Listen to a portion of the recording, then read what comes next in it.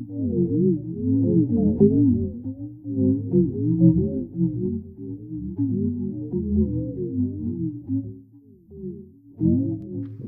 of adulthood. Imagine a whiff of that on your back in the dark. You remember. You remember. Cloudless May day, she joins you in the little summer house, a rustic hexahedron entirely of logs, both large and fir, 6 feet across, 8 from floor to vertex, area 24 square feet to furthest decimal, 2 small multicolored lights vis-a-vis, small stained diamond panes under each ledge. There, on summer Sundays after his midday meal, your father loved to retreat with punch and a cushion. The waist of his trousers unbuttoned, he sat on the ledge, turning pages. You, on the other hand, with your feet dangling. When he chuckled, you tried to chuckle too. When his chuckle died, yours too.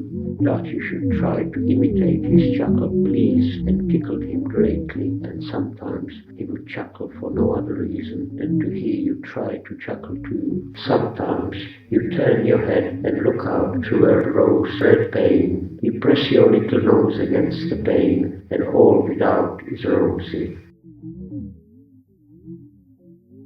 The years have flown, and there, at the same place as you sit in the bloom of adulthood, bathed in rainbow light, gazing before you, she is late. You close your eyes and try to calculate the volume. Simple sums you find a help in times of trouble, a haven. You arrive in the end at 7 cubic yards approximately. Even still in timeless dark, you find figures a comfort. You assume a certain heart rate and reckon how many thumps a day, a week, a month, a year, and assuming a certain lifetime, a lifetime, till the last thump, but for the moment with hardly more than 70 American billion behind you, you sit in the little summer house, working out the volume. 7 cubic yards approximately. This strikes you for some reason as improbable, and you set about your sum anew. But you have not made much headway when her light step is heard, light for a woman of her size. You open with quickening pulse your eyes, and a moment later, that seems an eternity, her face appears at the window, mainly blue in disposition, the natural pallor you so admire, as indeed from it no doubt wholly blue your own. For natural pallor is a property you have in common. The violet lips do not return your smile. Now this window being flush with your eyes from where you sit, and the floor as near as no matter, with the outer ground you cannot but wonder if she had not sunk to her knees. Knowing from experience that the height or length we have in common is the sum of equal segments, for when bolt upright or lying at full stretch you cleave face to face, then your knees meet and your pubes and the hair of your head mingle. Does it follow from this that the loss of height for the body that sits is the same as for it that kneels? At this point, assuming height of seat adjustable, as is the case of certain pianos too, you close your eyes, the better with mental vision to measure and compare the first and second segments, namely from sole to lipad and then to the pelvic girdle. How given you were both moving and at rest with a closed eye in your waking hours, by day and by night, to that left and down the shadowless light, simply to be gone, of what there as now a single leg appears, seen from above. You separate the segments and lay them side by side. It is as you half surmise the upper is the longer and the sitter's loss the greater when seat and knee level. You leave the pieces lying there and open your eyes to find her sitting before you. All that still, the ruby lips do not return your smile. Your gaze descends to the breasts. You do not remember them so big. To the abdomen, same impression. Dissolve to your father's straining against the unbuttoned waistband. Can it be she is with child without your having asked for as much as her hand? You go back into your mind. She too did you, but no, has closed her eyes.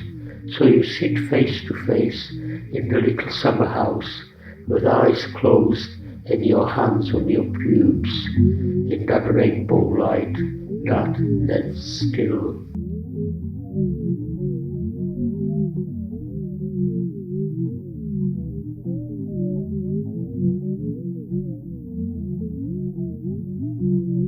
Wearied by such stretch of imagining, he seizes and all seizes, till feeling the need for company again, he tells himself to call the hero M at least, for a dear reference, himself some other character, W, devising it all himself included for company, in the same dark as M, when last heard of, in what posture and whether fixed or mobile, left open. He says further to himself, referring to himself. When last he referred to himself, it was to say he was in the same dark as his creature, not in another as once seemed possible, the same as more companiable, and that his posture there remained to be devised, and to be decided whether fast or mobile, which of all imaginable postures least liable to pall, which of motion or of rest the more entertaining in the long run, and in the same breath,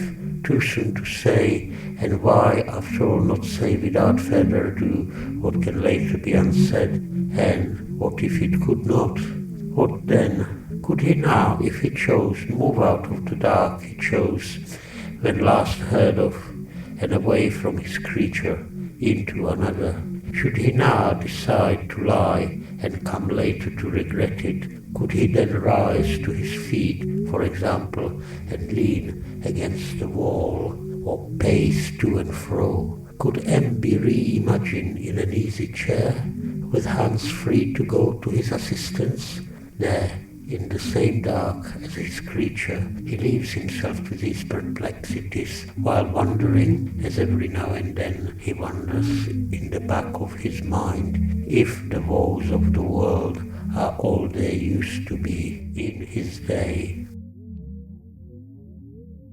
M, so far as follows, on his back in the dark, place form and dimensions yet to be devised, hearing on and off a voice of which uncertain whether addressed to him or to another sharing his situation, there being nothing to show when it describes correctly his situation, that the description is not for the benefit of another in the same situation. Vague distress at the vague thought of his perhaps overhearing a confidence when he hears, for example, you are on your back in the dark, doubts gradually dash his voice from questing far and wide, closes in upon him, when it ceases no other sound than his breath, when it ceases long enough, vague hope it may have said its last, mental activity of a low order, rare flickers of reasoning of no avail, hope and despair and such like barely felt, how current situation arrived at unclear. Know that then to compare to this now, only eyelids move, when for relief from outer and inner dark they close and open respectively, other small local movements eventually within moderation, not to be despaired of, but no improvement by means of such achieved so far, or on a higher plane by such addition to company as movement of sustained sorrow, or desire, or remorse, or curiosity, or anger, and so on, or by some successful act of intellection, as were he to think to himself, referring to himself, since he cannot think, he will give up trying. Is there anything to add to this esquisse, his unnameability? Even M must go, so W reminds himself of his creature as so far created W, but W too is creature, figment. Yet another then, of whom nothing, devising figments to temper his nothingness. Quick, leave him. Pause, and again in panic to himself. Quick, leave him.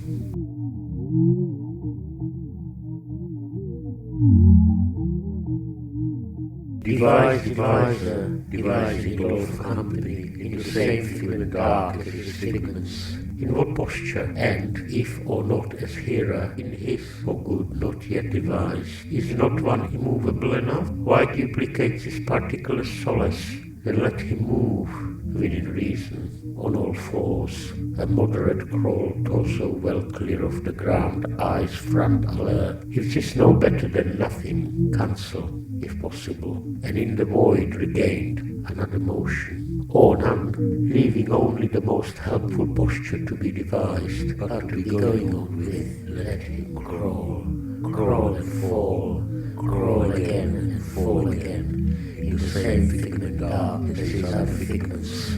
From ranging far and wide, as if in quest, the voice comes to rest, and constant faintness. To rest where?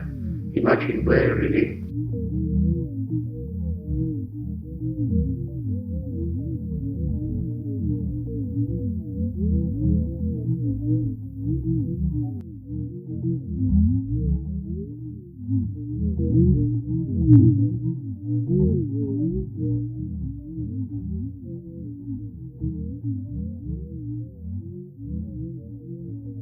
Above the upturned face, falling tangent to the crown, so that in the faint light it sheds where there a mouth to be seen, he would not see it, roll as he might his eyes, hide from the ground.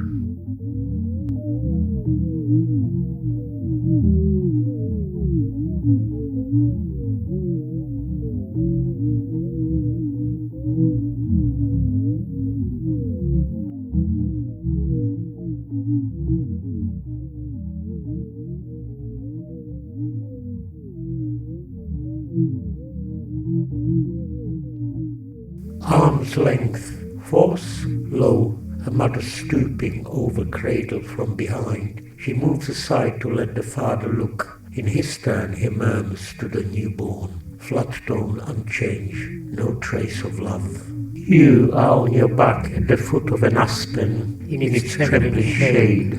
She at right angles propped on her elbows, head between her hands. Your eyes open and closed have looked in hers, looking in yours. In your dark you look in them again. Still, you feel on your face the fringe of her long black hair, staring in the still air. Within the tent of hair, your faces are hidden from view, she murmurs. Listen to the leaves.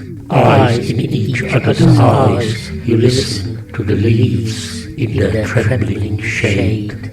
Crawling and falling then, crawling again and falling again. If this finally no improvement on nothing, he can always fall for good, or have never risen to his knees. Contrive how much such crawl, unlike the voice, may serve to chart the area, however roughly. First, what is the unit of crawl, corresponding to the footstep of erect locomotion? He rises to all fours and makes ready to set out.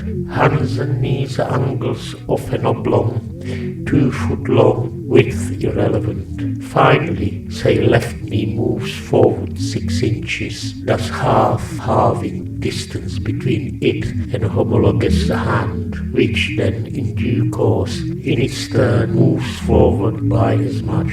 Oblong now rhomboid, but for no longer, then it takes right knee and hand to follow suit. Oblong restored, slow on till he drops. Of all modes of crawl, this the repentable, possibly the least common, and so possibly of all the most diverting.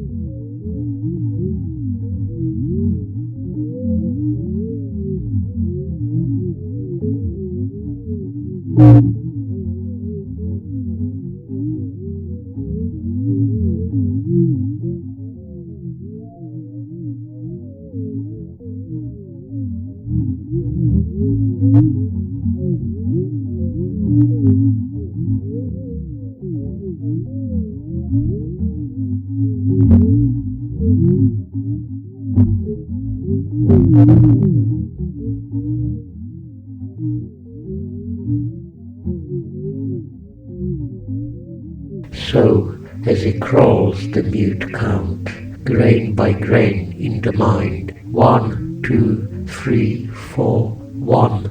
Knee, hand, 2, 1 foot, till say after 5 he falls. Then sooner or later, on from naught anew, 1, 2, 3, 4, 1.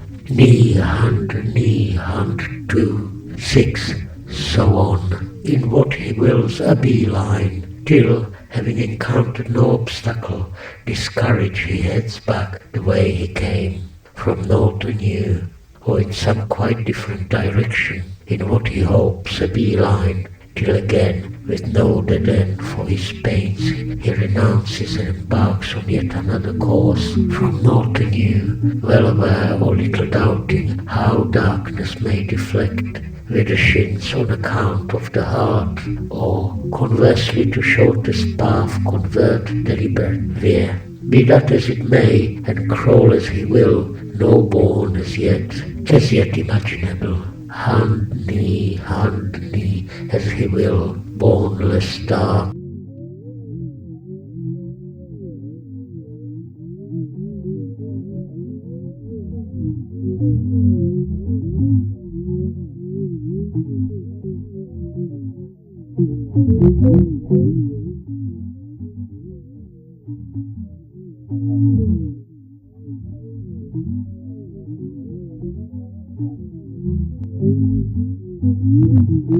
Would it be reasonable to imagine the hearer as meant to be quite inert, except when he hears, that is, when the voice sounds?